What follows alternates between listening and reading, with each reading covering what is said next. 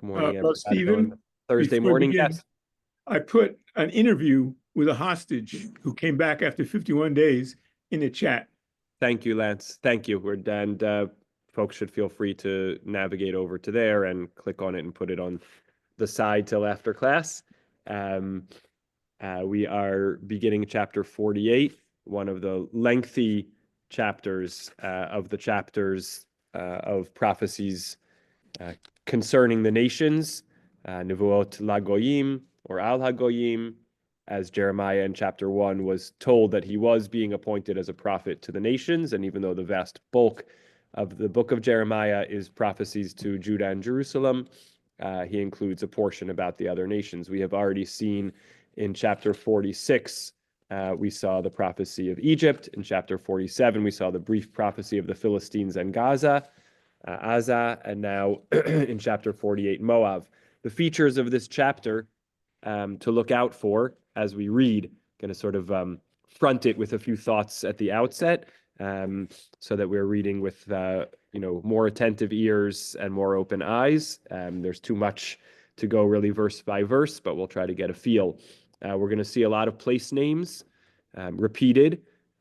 Some of the commentaries, modern commentaries, have pointed out that at least to our eyes and our knowledge of geography and history, the place names don't seem to have a clear order or arrangement. It's not north to south or specific regions or historical moments being focused on when we get these little bundles of place names. And one of the commentaries suggested on the 929 page that maybe this is kind of literarily indicative of the chaos, that the destruction of Moab will be so chaotic that you'll just sort of see, popping up, destruction in various places without, order or structure to it. That's kind of what's hinted at by these seemingly haphazard lists of place names. Differently than the previous two chapters where we had the descriptions of destruction, but without really very much mention of the reasons for that destruction. In this chapter, we have much more description of why Moab is being destroyed. And Moab is being destroyed because of their haughtiness. So we'll see lots of indications of pridefulness, the thought that they could be greater than God, that this pridefulness and brazenness was the feature of Moab that leads to its downfall. Also, in contrast to the previous two chapters, we don't have any sort of a timestamp. We don't have any good sense of when in Jeremiah's career or in what future time after Jeremiah this might have been referring to. It seems much more generic, and we don't have a specific conjecture about what destruction of Moab this might be relating to in history. Some people have made some suggestions, but we don't have a concrete certainty. There is a tablet called the Mesha Stele, if I'm pronouncing it right, that contains some descriptions of conquest of Moab, victories of Moab, and maybe there may be some overlap there.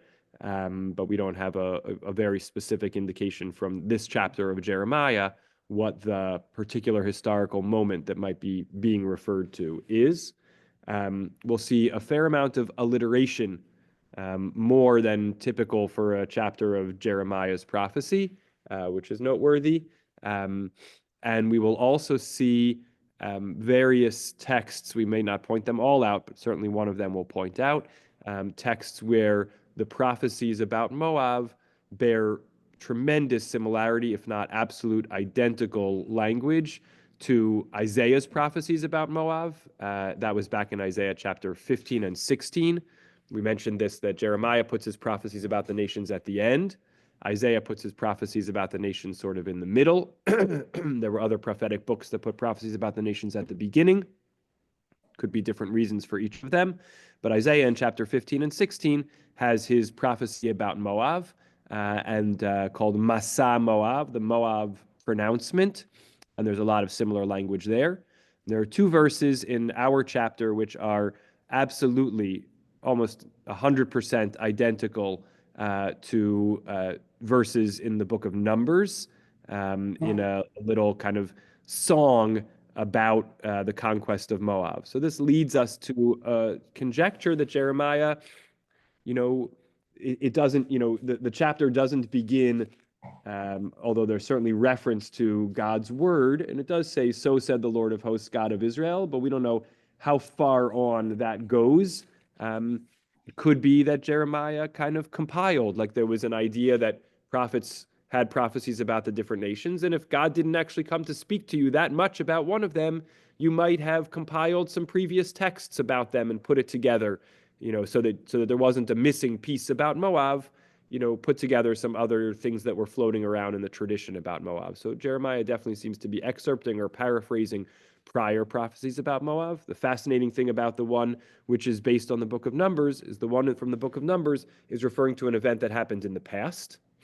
And Jeremiah is now quoting it in what seems to be a prophecy about something that's going to happen to Moab in the future. So it's a fascinating idea that he borrows from a prophecy that is describing a past event and sort of saying, along the lines of history will repeat itself. I'm going to use the same description for something that happened before to say this is going to happen to you in the future, people of Moab. So those are some of the things we're looking for: alliteration, frequency of place names, excerpting of prophecies from the past, a lot of poetic language. And with that introduction, let me share my screen. Jeremiah chapter 48. And we'll get a few readers in here. Estelle, will you begin concerning Moab?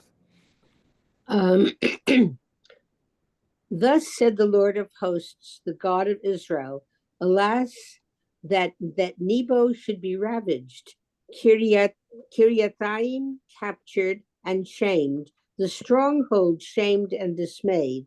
Moab's glory is no more. In Heshbon they have planned evil against her.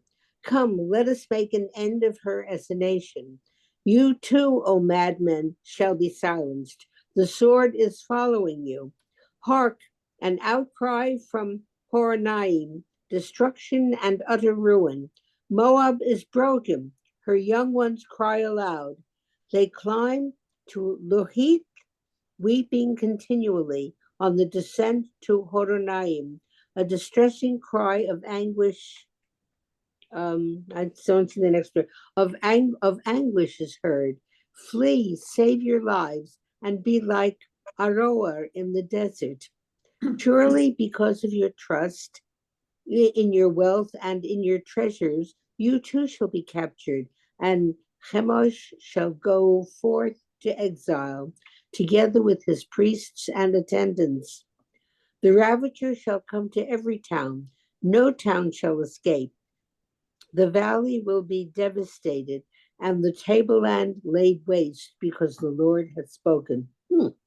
Give wings to Moab, for she must go hence. Her towns shall become desolate, with no one living in them. Cursed be he who is slack in doing the Lord's work. Cursed be he who withholds the sword from blood. Moab has been secure from his youth on. He is settled on his lees and has not been poured from vessel to vessel. He has never gone into exile. Therefore, his fine flavor has remained and his bouquet is unspoiled. Okay, good. Pause there, Estelle, just to get some more readers in here in the long chapter. Graham, will you take over? But days are coming. Oh, wait. I got this. The host is spotlighted you. Okay, now I can see. Yep. But days are coming, declares the Lord, when I will send men against him to tip him over. They shall empty his vessels and smash his jars. And Moab shall be shamed because of Chemosh, as the house of Israel were shamed because of Bethel, on whom they relied. How can you say we are warriors, valiant men for war? Moab is ravaged. His towns have been entered. His choice young men have gone down to the slaughter, declares the King, whose name is the Lord of hosts. The doom of Moab is coming close. His downfall is approaching swiftly. Condole with him, all who live near him, all you who know him by name.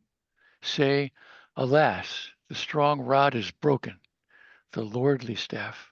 Descend from glory and sit in thirst, O inhabitant of fair Dibon. For the ravager of Moab has entered your town. He has destroyed your fortresses. Stand by the road and look out, O inhabitant of Aroer. Ask of him who is fleeing and of her who is escaping, say, what has happened? Moab is shamed and dismayed. Howl and cry aloud. Tell at the Arnon that Moab is ravaged. Judgment has come upon the tableland, upon Holon, Jazah, and Mephath, upon Dibon, Nebo, and Beth Diblathaim, Got it. upon Kiriathaim, Beth Gamul, and Beth Maon, upon Kerioth and Basra, upon all the towns of the land of Moab, far and near. The might of Moab has been cut down. His strength is broken, declares the Lord. Get him drunk, for he vaunted himself against the Lord. Moab shall vomit till he is drained, and he too shall be a laughingstock. Wasn't Israel a laughingstock to you? Was he ever caught among thieves, that you should shake your head whenever you speak of him? Desert the cities and dwell in the crags, O inhabitants of Moab. Be like a dove that nests in the sides of a pit. Okay, good, Graham. Thank you. Pause here. And Ellen, will you take over the reading? Verse 29. We have heard of Moab's pride. Okay. Most haughty is he, of his arrogance and pride, his haughtiness and self-exaltation. I know his insolence, declares the Lord, the wickedness that is in him, the wickedness he has committed. Therefore I will howl for Moab. I will cry out for all Moab. I will moan for the men of Kirhares with greater weeping than for Jazeer. I weep for you, O vines of Sibmah, whose tendrils crossed the sea, reached to the sea, to Jazeer. A ravager has come down upon your fig and grape harvests. Rejoicing and gladness are gone from the farmland. From the country of Moab, I have put an end to wine in the presses. No one treads the grapes with shouting. The shout is a shout no more. There is an outcry from Heshbon to Eliah. They raised their voices as far as Jahaz, from Zor to Haranim, and Eglah Shelish. The waters of Nimrim shall also be desolation, and I will make an end to Moab, declares the Lord, of those who offer at a shrine and burn incense to their God. Therefore my heart moans for Moab like a flute my heart mourns for the men of Kirhares. Therefore the gains they have made shall vanish, for every head is bald, and every beard is shorn. On all hands there are gashes, on the loins sackcloth. On all the roofs of Moab, and in its squares, there is naught but lamentations. For I have broken Moab like a vessel no one wants, declares the Lord. Okay, great. Elaine, will you read just the last part now Wow. for us? From verse Hope 39. is dismayed, wail, how Moab has turned his back in shame. Moab shall be a laughing stock and a shock to all those near him. For thus said the Lord, see, he soars like an eagle and spreads out his wings against Moab. Keriot shall be captured, and the stronghold shall be seized. In that day, the heart of Moab's warriors shall be like the heart of a woman in travail. And Moab shall be destroyed as a people, for he vaunted himself against the Lord. Terror and pit and trap upon you who dwell in Moab, declares the Lord. He who flees from the terror shall fall into the pit, and he who climbs out of the pit shall be caught in the trap. For I will bring upon Moab the year of their doom, declares the Lord. In the shelter of Heshbon, fugitives halt exhausted, for fire went forth from Heshbon, flame from the midst of Shion, consuming the brow of Moab, the pate of the people of Shaon. Woe to you, O Moab! The people of Chemosh are undone, for your sons are carried off into captivity, your daughters into exile. But I will restore the fortunes of Moab in the days to come, declares the Lord. Thus far is the judgment on Moab. Wow. Yeah. Wow. So lengthy chapter, a lot of poetry. We saw imagery, a lot of wine and grapes imagery. I don't know if the Moab region is particularly fertile for grape growing, but we saw a lot of grape and wine imagery. Lots of different languages of destruction. When we go through the Hebrew a little bit more closely, we'll notice some of the alliteration which you couldn't get from the English. And we'll also note that this chapter did end with a little comment about, then I will restore the fortunes of Moab. So as we've been tracking through, this is our third of the prophecies of the nations. We noticed that the previous one, chapter 47 for Gaza, did not end with any kind of restoration, whereas chapter 46 for Egypt did end with a little language of, afterwards Egypt will be inhabited again as in former days. So as we read through these different prophecies of the nations, we notice that some of them have a kind of a promise of restoration for the other nations, and some of them don't. That's just a feature to keep an eye on as we go. So, Lance and then Ellen. What if you substitute Gaza for Moab? Can you imagine a ceasefire with Moab? Say more.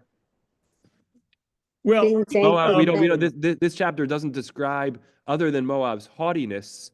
Moab is a victim in this chapter, not a victim in the sense that they're blameless, but the focus of the chapter is on visiting destruction on Moab, not on the things that Moab has done, other than its haughtiness. right, and the prophet Nahum would be entirely in favor of eliminating Moab and not giving him a chance to repent or any other excuse, right? So my You middle know name, Nahum better than I do, but I've learned from my, you. my So, middle name is Nahum. yes, yeah. So no, I think it's interesting. The chapter, we see one sin of Moab, which is haughtiness, but kind of the overall relationship between the Jewish people, the Israelites, and Moab, we have minimal indication. And it takes us back to the general question. What's the motivation for these prophecies? Is there a message for the Israelites or not? Are we supposed to take a cautionary note from this? Is this a consolation or comfort for us that our enemies are, our various neighbors with whom we've had conflict over time are also being punished? There certainly is a hint of that, just since we're on this question anyway. Let me turn back. There's I think only 2 mentions of Israel in the chapter. There could have been none, but there are 2, I believe. One of them is here, verses 26 to 27.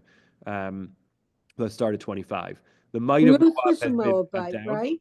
What's that, Estelle? Ruth was a Moabite, right? Yes, yes. The might of Moab has been cut down.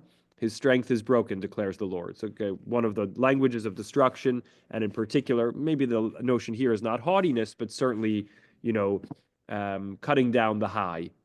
Get him drunk, for he vaunted himself against the Lord. There we have that language of haughtiness. Al Adonai higdil. He made himself to be greater than God. We have other language in Psalms. We say it in the chapter that we read before Birkat Hamazon, before the blessing after eating, on joyous days, Shabbat and Yom Tov, and other days. We say, Higdil Adonai la'asot imela, Higdil Adonai la'asot imanu. God has done greatly with us, right? God is the one who has the capacity to do great things. But they have this notion that they're going to higdiel al Adonai, be greater than God. And so, God punishes them, get them drunk, for they vaunted themselves against the Lord. Moab shall vomit till he is drained, and two shall be a laughing stock. And then, seemingly superfluously, the prophet goes on. Wasn't Israel a laughing stock to you? Was he ever caught among thieves that you should shake your head whenever you speak of him? So here we have an indication that Moab's wrongdoing or behavior wasn't just, seeing themselves as so great and haughty and greater than God, but they also mocked the Israelites. They mocked the Israelites without cause. Now, sometimes in the prophecies that we have, the prophets will tell the Israelites, you will become a laughing stock amongst the nations, and it seems like it's with cause. Here, the critique of Moab seems to be, what did the Jewish people do that you ever mocked them? And yet you did, and now you too will experience the same fate, maybe with cause. So there is a mention of, of Israelites here, and there is the sense that at least one dimension of Moab's punishment is in response to, their mistreatment of the Israelites. Yeah, back to you, Lance, before we go on to Ellen. 2 points. One, substitute Israel for Moab. And two, my recollection is, and I definitely could be wrong, that Ruth could only get into Israel because she was a woman. And Israel would not allow male Moabites to come in. That's correct. That's correct. Oy. Okay, Ellen, on to you, please. I mean, you started on it, but the word laughing stock, and it was used twice, really disturbed me tremendously. I mean, it's as if God or Jeremiah is saying, I mean, there's no pity for people who God is destroying. We should all enjoy it. Yes. And it was mentioned again, I don't even remember where and what verse, but Yes. I can't remember ever seeing that before, where you should think of people, and What? it's not even just taking a joy in it, it's making fun of them. Mm-hmm. It's making fun of their destruction. It's making fun of their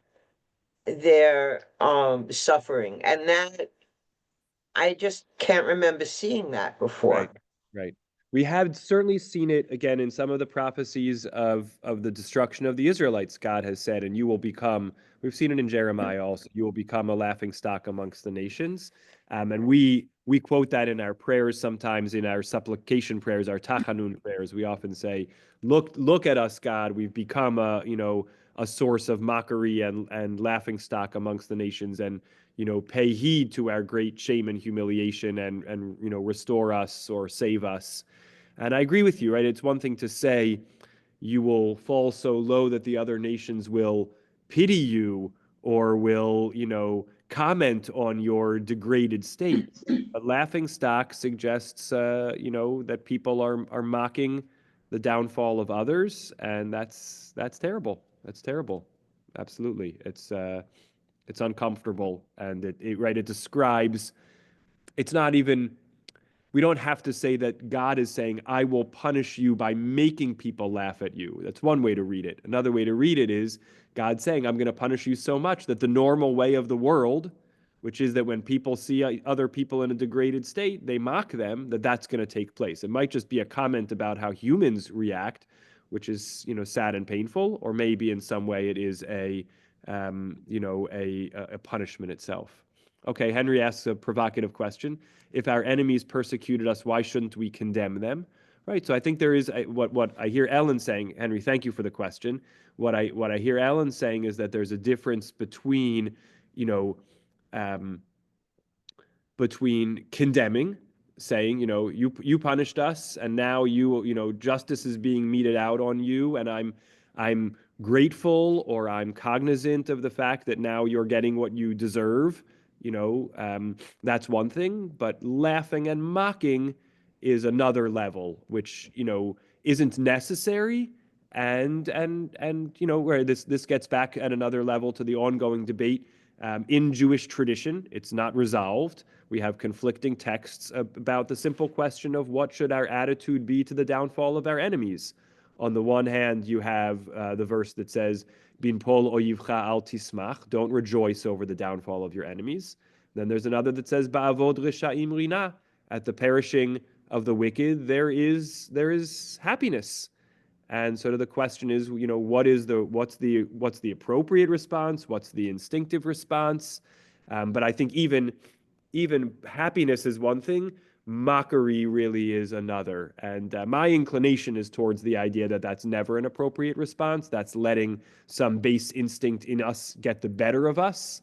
But you know, you know, when you've been so debased by others, you know, what are your emotions, and what should your emotions be if they get, you know, their just treatment, and what is that just treatment? All important questions. Ellen, do you want to say something back before we keep Yeah, going? I mean, it may be my strange Jewish upbringing, but the way we always talked about even dipping your finger in the wine at the Seder. It's like you can't take a full measure of joy at someone else's suffering.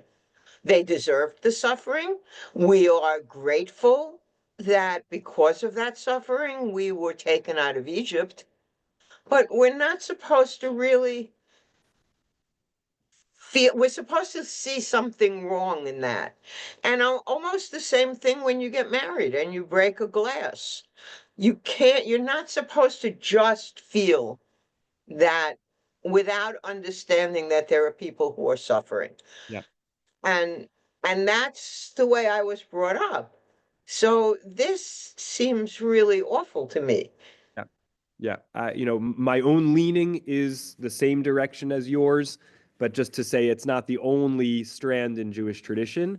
And again, I think there's a distinction between being understanding of people's reactions versus what we think the ideal reaction is. But you do have different voices in Jewish tradition about this. But I think that the preponderance is indeed the call for maintaining compassion. Again, not a compassion that means that people shouldn't be brought to justice or that punishments where warranted should not be delivered, but that, you know, and that there can be relief at the, you know, elimination of oppressors and potential threats. There can be gratitude when justice is carried out, but that, you know, and even an internal sense of joy, you know, I don't think is something that needs to be quashed, but outward celebration and certainly, you know, mockery, I think don't have a place. And I think the preponderance of Jewish tradition is in that direction. Look, I think at a human level, cultivating compassion for our enemies is a really interesting discussion. I'll recommend, for those who want to read more on this, in one of the books that we did in our book club, the most recent one, Rabbi Shai Held's Judaism is About Love. He has a chapter that deals with the question of loving your enemies. You know, There's a line. Limits? What are the There's limits? a line from Gilbert and Sullivan: "Let the punishment fit the crime." Right. So, right. But that's you know, but you know, I think Ellen is asking a different question, which is, what is the response of the victim when the oppressor is punished? The punishment should be, but you know, what should our response be after that? It's a fruitful topic. I see Graham is eager to comment. I'm going to move on to him, and that's going to ask you to hold on so we get through a little more of the text reflection before we come back to you. Okay. You're up, Graham. Oh, I'm up now?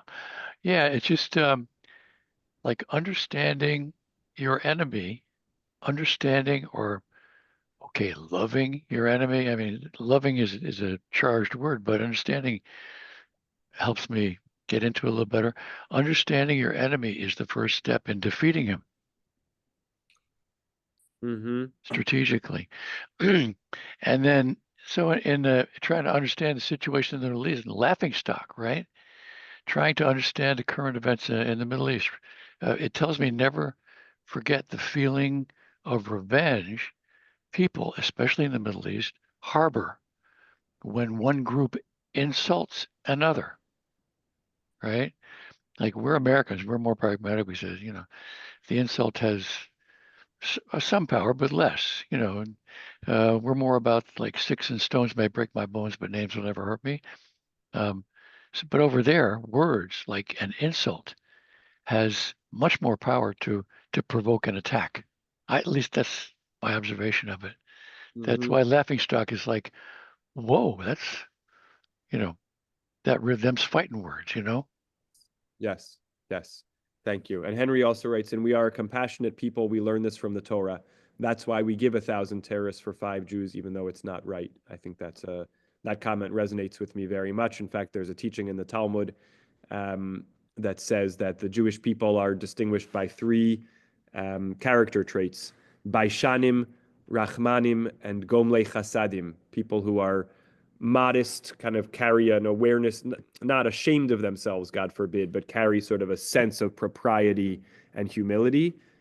People who are compassionate, rachamanim, and gomlei chasadim, people who engage in acts of loving kindness.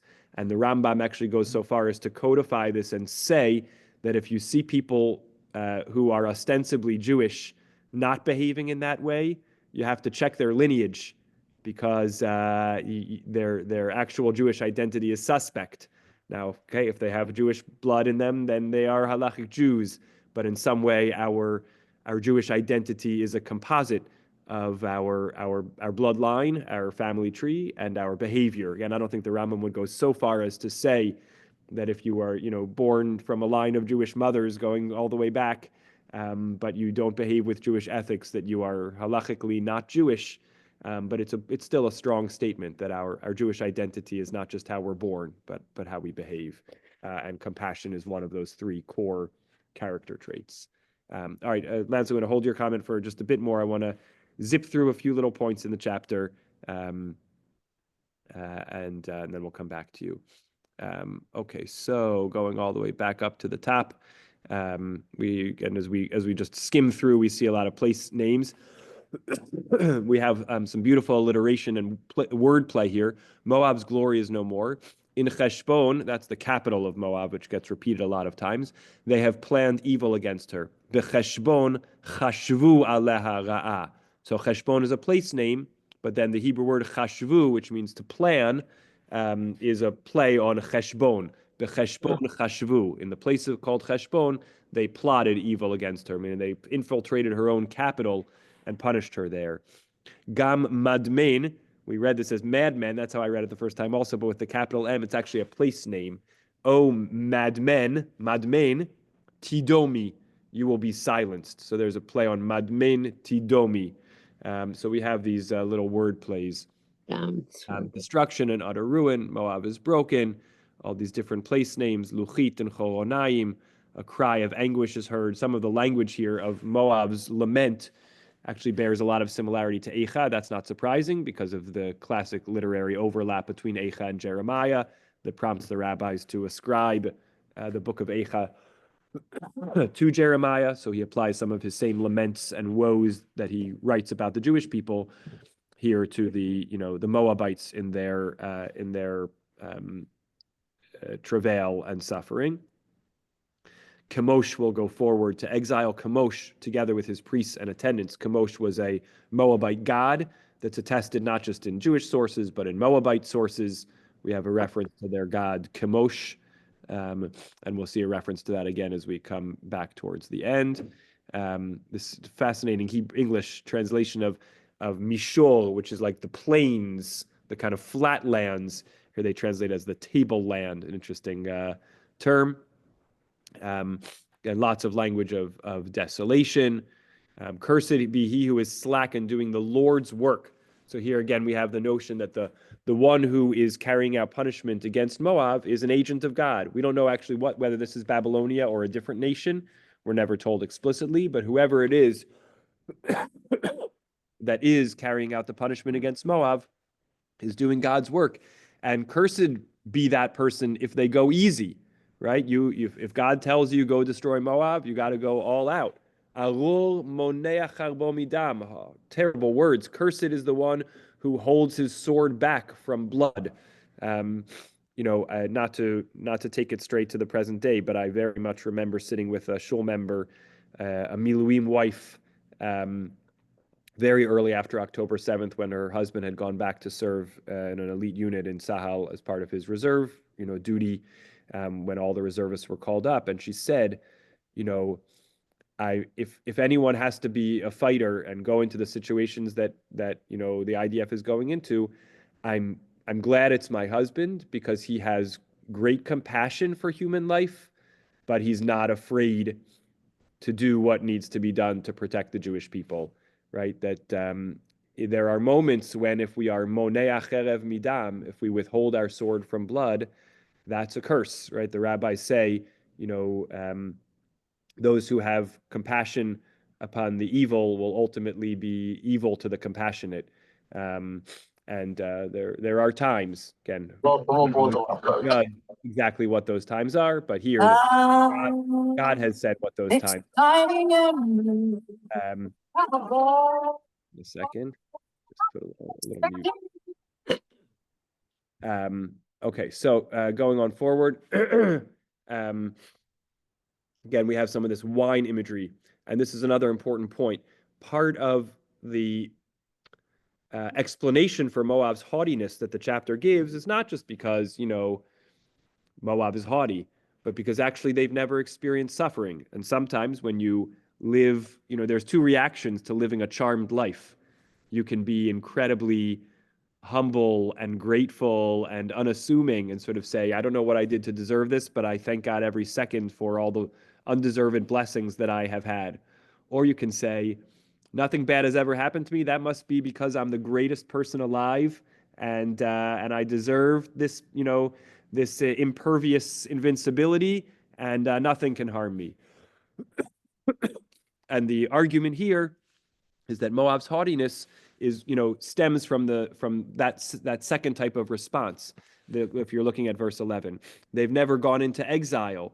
They've never been poured from vessel to vessel. They're settled on their lees. What does it mean? It means the dregs. Lees are the dregs, shemarav. They're the dregs from when you make wine. So the dregs settle to the bottom. If you shake a barrel, the dregs are going to filter back all the way through, and only after time will they settle back to the bottom. Moab has been secure. Their wine barrel has been steady and unshaken since their beginnings, and so they're settled on their lees. Their dregs stay at the bottom and don't interfere. They've not been poured from vessel to vessel. They've never gone into exile, bagola lo halach, and therefore their fine flavor has remained, and their bouquet is unspoiled. Bouquet here, literally, like the sense of bouquet of wine. The Hebrew is reicho, their smell. But because the metaphor here is wine, the translation chooses the term of bouquet because it's the smell of wine specifically. And so the fact that they haven't, it's almost not a vindication, but it's an explanation. Not to say we don't fault Moab for their haughtiness, but we understand that part of their haughtiness, which some other nations wouldn't even have the luxury of being able to be haughty, right? The Jews don't have the luxury of being able to be haughty. We've experienced so much suffering that we can't stand up and say we're invincible, we're unbelievable, we can defeat God. We've suffered too much to, and if we do say that, it's because we haven't taken the lessons of our experiences. But Moab has been, unharmed. And that has led, in part, again, not justifying it, but that's part of the background for why they even have the possibility of being so brazen. But God says the days are coming when those barrels will be tipped over, the vessels will be emptied, and the jars will be smashed.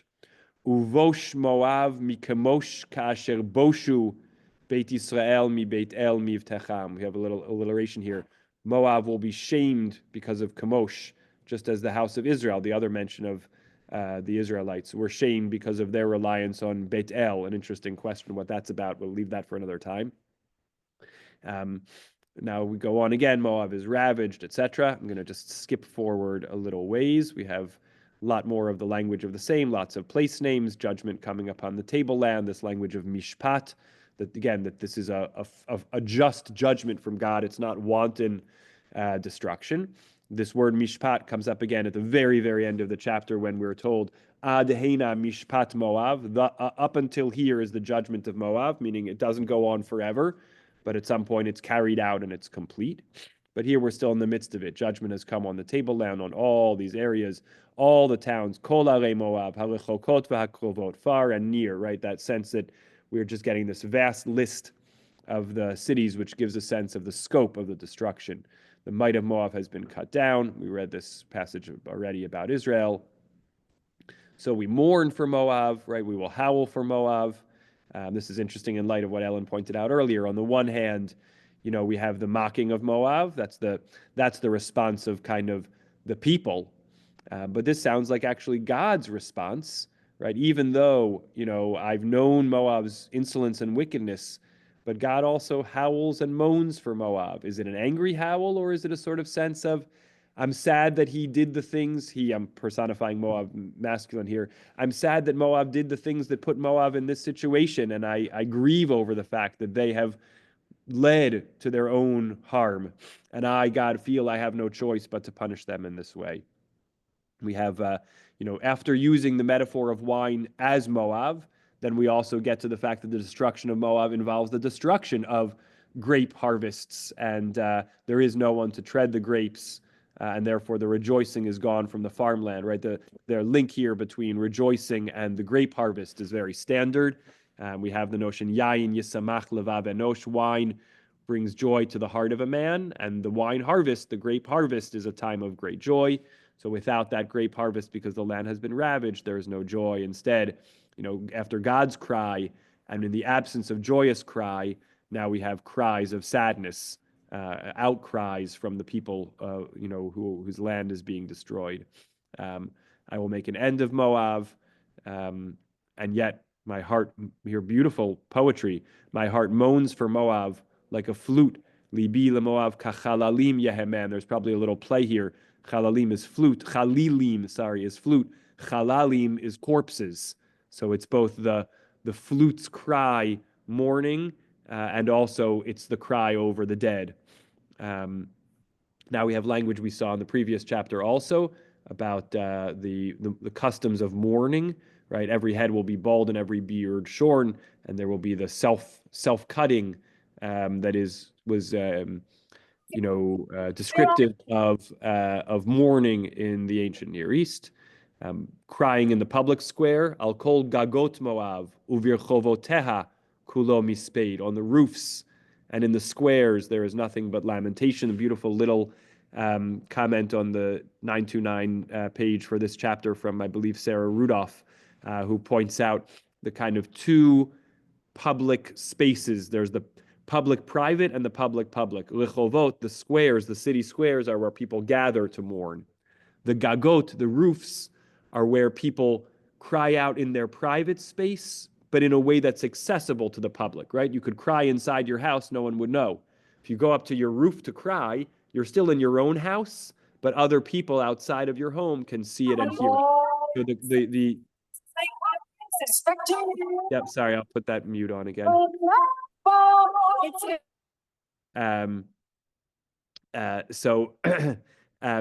So we have these two aspects of public mourning in a way that the public can hear, but it's in your private space on your rooftop, and then the public mourning where people would gather out in the square. She wrote her little comment during COVID. She was sort of talking about the fact that we can't gather in the public squares, but we go out onto our terraces, the equivalent of our rooftops, to sort of connect with one another. A little time-specific interpretation there. Again, we have here, as Ellen pointed out, here's the second language of Moab being a laughingstock. And now just going forward to one more point of alliteration, terror and pit and trap. I'm curious if the footnote comments on it. Yes, it's also in Isaiah. Terror and pit and trap, and he who flees from the terror shall fall into the pit, and he who climbs out of the pit shall be caught in the trap. Terror, pit, and trap. You get a little bit of English alliteration. In the Hebrew, it's much stronger. Pachad, vafachad, pachad, vafachat, vafach. And then in the next, hanas mipnei hapachad yipol el hapachat, v'haoleh min hapachat yilached bapach. So we have this these three languages of ways in which you will be caught.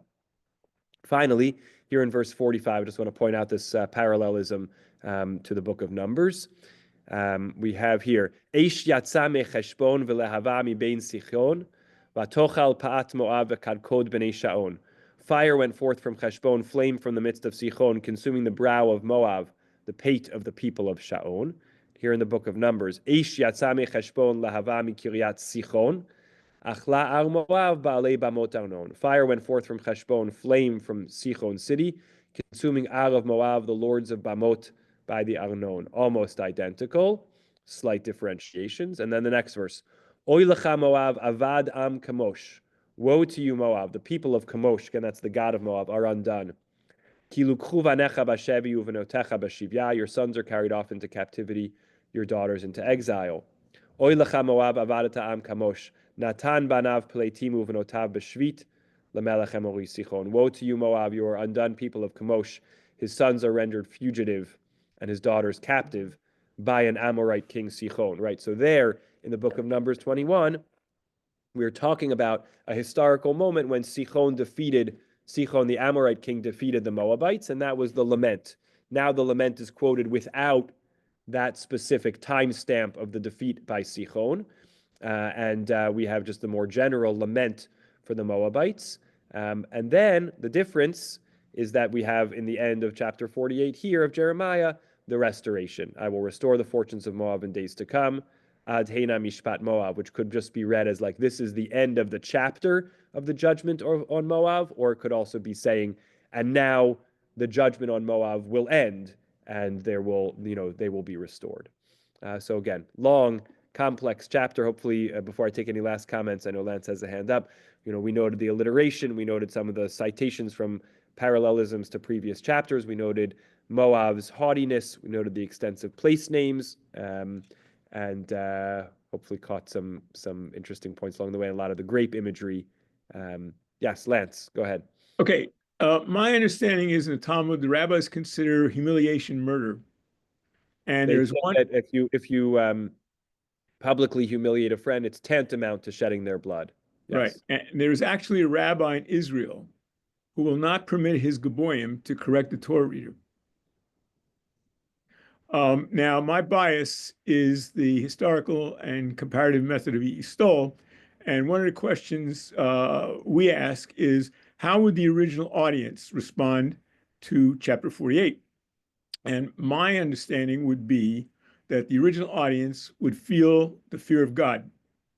And I would further point out that the most successful victory of the IDF is when the IDF puts the axis of evil, puts the fear of God in the axis of evil.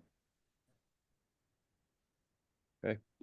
And ceasefire ain't gonna hack it. Sorry. The only way you win is surrender. And my understanding, can you imagine, is there any evidence of a ceasefire in a Tanach? Is there any evidence of a ceasefire before 1844? Look it up. Double check me. I will check. Thank you. All right. Estelle, yes. I just have I guess an emotional reaction, but when they talk about Jews with compassion and everything, personally, I feel no compassion for all the quote suffering of the people who have made us suffer. How can you have compassion for that? And how do they explain it? Why should we have compassion for these monsters? That's my question. Yeah, that's a good question. Maybe we'll devote a session or a part of a session to studying. I think that, like I said, Rabbi Scheiheld has collected some beautiful sources and thoughts on this topic. It's worth reflecting on. I think, again, the move which Jewish tradition suggests is, as I understand it, is I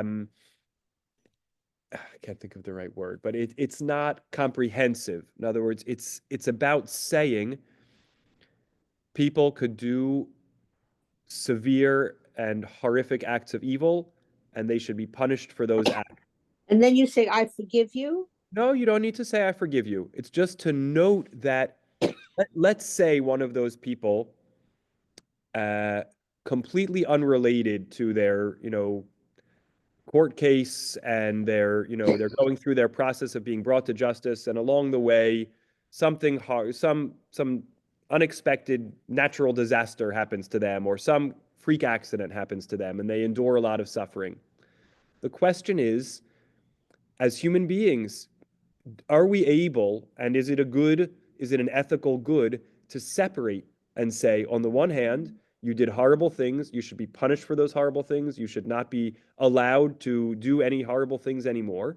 Separately, something horrible that has nothing to do with your evil acts is happening to you. Do I have compassion for that in a compartmentalized kind of way? Is it possible to both decry evil and call for absolute punishment of evil, and at the same time have compassion for suffering? That's the question. And can that exist inside the same person? That's the question to reflect on. But if God is the one who issues this suffering, you could say this is just a stroke of God's wreaking his vengeance. You could, but then if you look at a good person who's suffering, would you want to say the same thing? Why is God punishing a good person who's suffering? If they undergo exactly the same thing, would you say, for that person, I don't understand why God would punish them in such a way, and they've never done anything wrong, it must be a freak accident.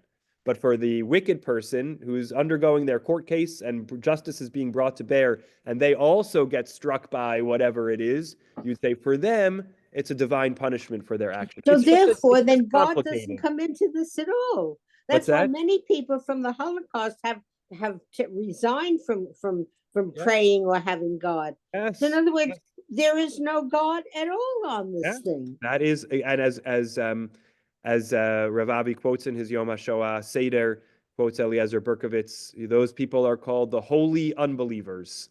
They're also holy.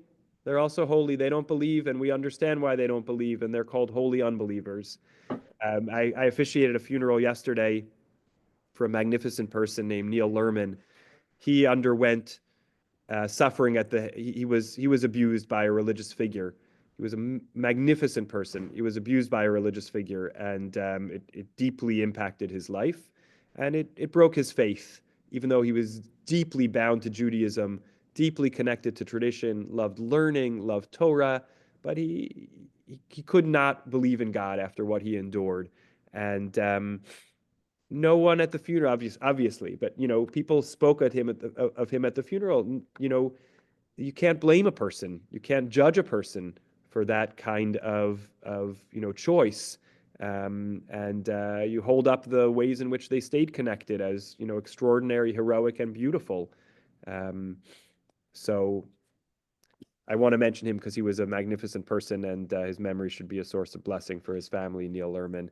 And he was an advocate for child safety after everything he endured. Rather than just suffer and struggle, he lifted up his voice to try to make it better for others.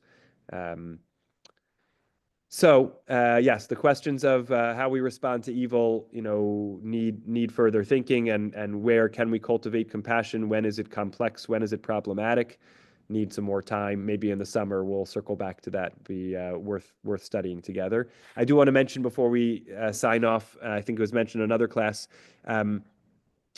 My book club meets the first Tuesday of every month in person. If there is sufficient interest in a Zoom option as a separate option, because it doesn't work well with Zoom and in person, then we will have a Zoom only session of the book club. You just need to email Shuli or call the Shul office so we can add your name to the list. If we get to 6 or 8 people, we'll do it. And we'll try every month. If there is a critical mass of folks who would want to do it, we're happy to do a Zoom only because there are a lot of great books. Yeah, Ellen seems eager to say a last word. Go ahead. Oh, before that, just about the book club. Can you have them send out a list of the books that are coming up? Because some people can't go into the shul and see it. Yep. We'll do that. But what I was going to say about compassion is, I mean, I don't have a whole lot of compassion for people who who attack Jews. But I have none at all. but I always think of what Golda Meir said, and the concept is that because we have to fight them, there is no choice. We have to fight them. I have compassion for what it does to us. Yeah. That's the measure that it takes. It takes away, it may be totally justified, it may be totally ordained by God, but we, as the vessels of carrying out retribution, lose something of ourselves in that. It's the reason why I find capital punishment so horrible, not because these people don't deserve to die. They do deserve to die. But that, how are we any different then if we carry it out? And what does it take away from us? A little bit each time. And that's the compassion too that I feel. Okay, more to think about. Wonderful discussion.